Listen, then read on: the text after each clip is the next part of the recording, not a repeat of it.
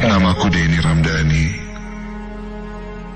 Kejadianku ini terjadi sudah 3 tahun yang lalu.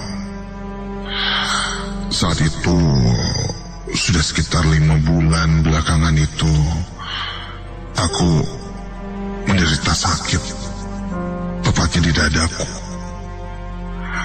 Entah kenapa dadaku itu terasa sangat sakit. Awalnya kuanggap itu hanya karena salah posisi tidur saja. Tapi sudah beberapa lama tidak hilang-hilang. Sampai pacarku menyarankanku untuk memeriksakan diri ke dokter. Bahkan setelah diperiksa, dokter berkata tidak ada gangguan atau kelainan atau bahkan penyakit di dadaku itu. Dokter hanya memberikan vitamin saja. Mungkin aku kecapean, entahlah. Namun tetap saja tidak menghilangkan rasa pegal di dadaku itu. Aku mulai merasa putus asa dan memilih untuk mengabaikan saja penyakit itu. Sampai suatu ketika, saat aku sedang mengadakan meeting untuk pekerjaanku, aku bertemu seorang teman lama, Budi namanya.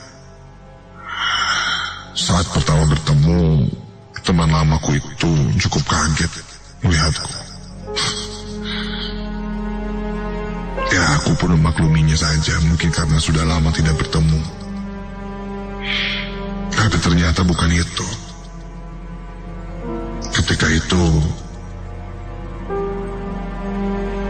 Budi tiba-tiba berkata padaku, "Apa aku sakit?" Bahkan lebih spesifik lagi dia bilang, "Apakah dadaku sakit?" Aku cukup heran mendengar Budi bertanya seperti itu. Jelas aku bahkan belum bercerita apa-apa pada Budi.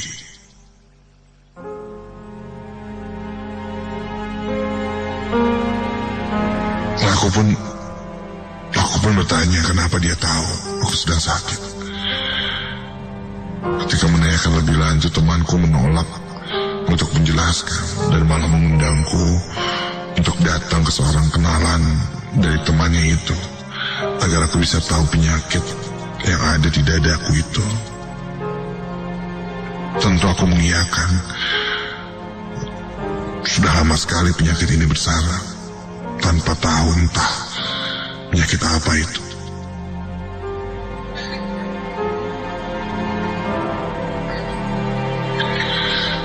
Berselang 2 hari kemudian setelah bertemu, aku dan Budi sepakat untuk mengunjungi rumah kenalan temanku itu.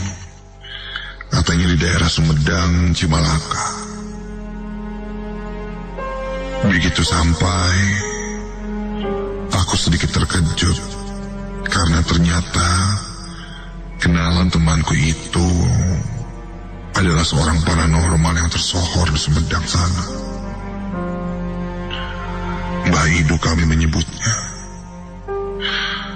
Aku pun mengutarakan perihal penyakit yang sudah kuderita hampir 1 tahun itu. Beliau berkata pada aku sambil tersenyum, katanya ada seseorang yang tidak rela berpisah denganku. Maksudnya, aku pun menanyakan identitas orang itu. Namun dia tidak menjelaskannya. Dia berkata sebaiknya aku pulang, kunjungi dia dan doakan dia.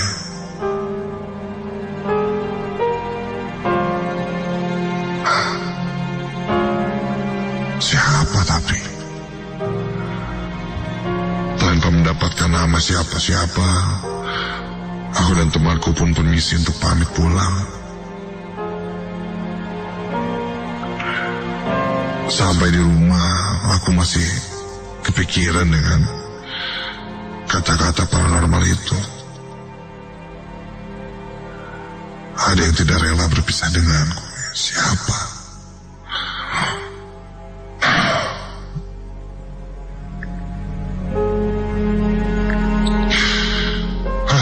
Aku pun cukup pusing ketika itu memikirkannya. Aku beranjak di tempat dudukku untuk segelas kopi yang akan kubuat di dapur. Dan ketika aku beranjak untuk membuat kopi, tak sengaja aku menyenggol rak buku di dekatku itu. Dan beberapa buku di rak pun terjatuh. Beberapa kertas pun berserakan. Ketika aku bereskan kertas-kertas itu, aku menemukan sebuah surat. Pengirimnya adalah Putri. Ya, aku ingat. Surat itu dikirimkan oleh teman kecilku bernama Putri. Putri sangat dekat denganku. Hingga akhirnya kami pun terpisah. Karena Putri harus pindah keluar kota, ke daerah Jawa.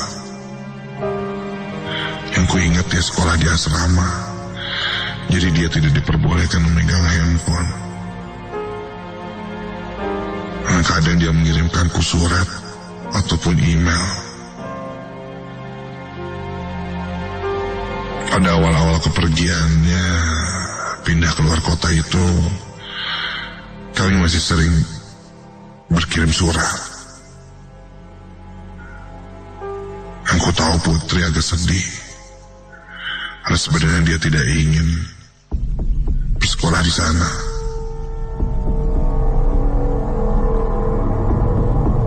Hanya saja orang tuanya mengharuskannya pindah. Curhatan dari Putri pun tertulis lewat surat yang dia kirimkan. Namun seiring berjalannya waktu, aku terlalu sibuk dan tidak membalas lagi surat atau email Putri. Ditambah lagi, aku sudah mempunyai pacar di Bandung. Itu pun sudah lama. Sudah lama sekali aku tidak bertemu dengan Putri. Apakah Putri yang dimaksud orang yang tidak rela berpisah denganku itu?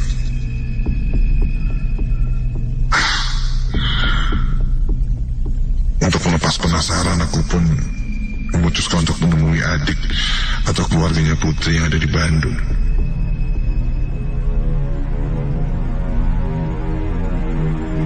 Sampai di sana, keluarga dan adiknya Putri pun menyambutku. Untungnya mereka masih mengenali wajahku. Namun ketika aku tanya di mana Putri, adiknya itu menangis. Dengan nada bergetar, dia mengatakan bahwa Putri sudah meninggal. Putri meninggal karena motornya ditabrak truk.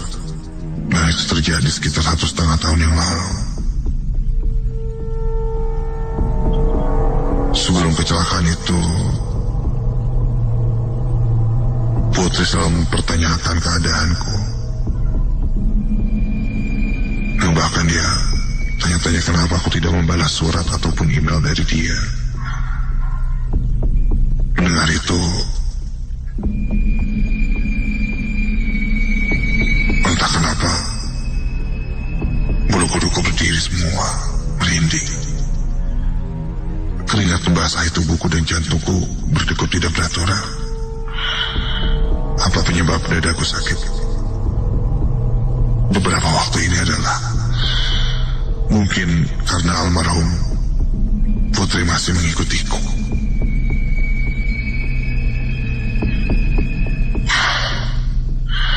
Aku memberitahukan Budi temanku Dan dia pun bilang, dia sempat melihat ada penampakan seorang perempuan yang duduk di sampingku ketika pertama kali bertemu. Makanya dia mengajakku pergi ke paranormal. Takutnya itu hal yang tidak baik. Ya, aku ditempeli hantu.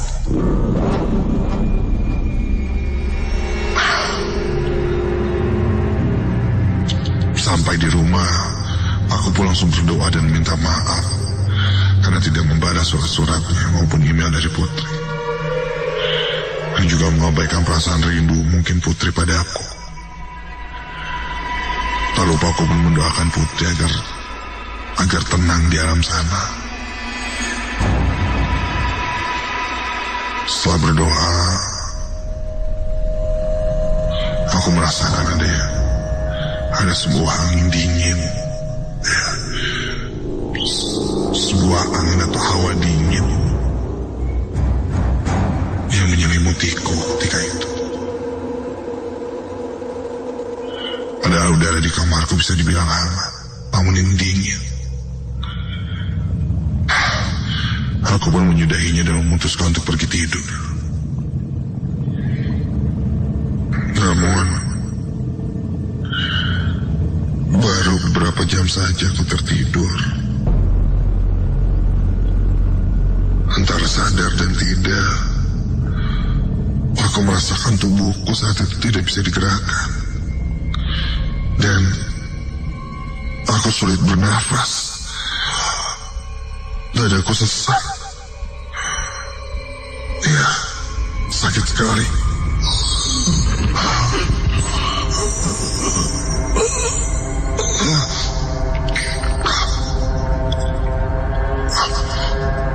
Sakit di dadaku kambuh lagi.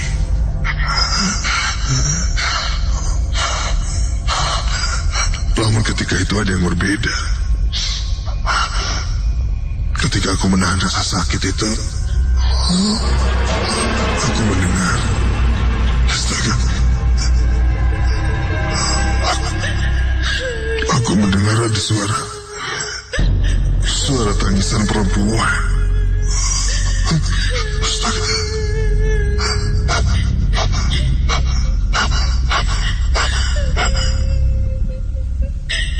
Ketika itu aku pun membuka mataku. Astaga.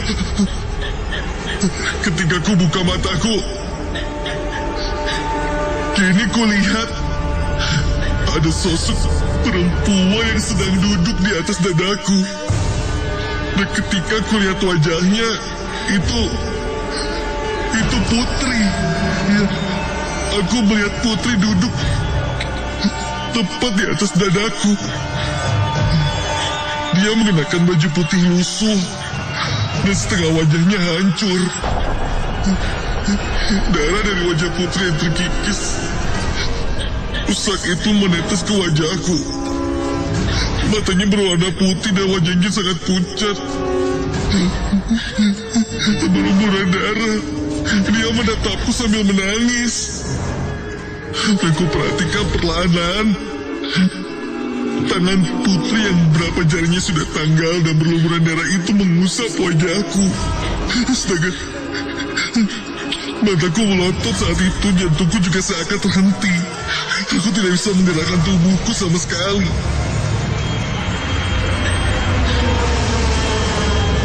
Bahkan untuk membuka mulut saja dan berdoa saja seakan-akan susah. Dalam hati aku mencoba membaca ayat-ayat suci dan terus berdoa. Sementara itu kulihat arwah Putri masih mendudukiku sambil mengusap wajahku dan menangis. Sampai akhirnya ketika itu aku pun pejamkan mataku, terus berdoa dan mendoakan dia. Putri yang tenang ya, jangan ganggu lagi, maafin, yang tenang ya Put.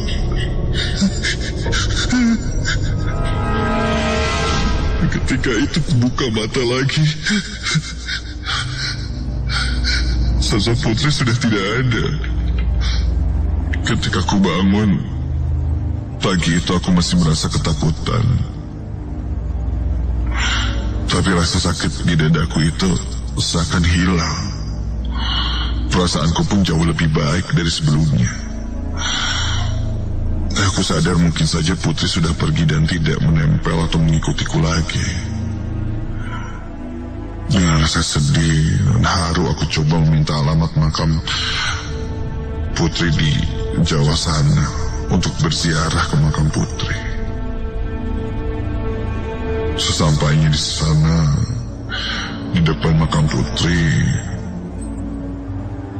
aku pun berdoa. Walaupun sekarang dia sudah tidak ada, ya Putri merupakan sahabat terbaikku. Aku perlu minta maaf di saat-saat terakhirnya. Membalas surat atau email saja pun aku tidak sempat. Setelah itu aku meninggalkan pemakaman dan kembali ke Bandung. Dan syukurlah, hingga saat ini aku tidak pernah lagi merasakan sakit di dadaku. Atau mungkin arwah Putri yang datang lagi padaku. Yang tenang di sana.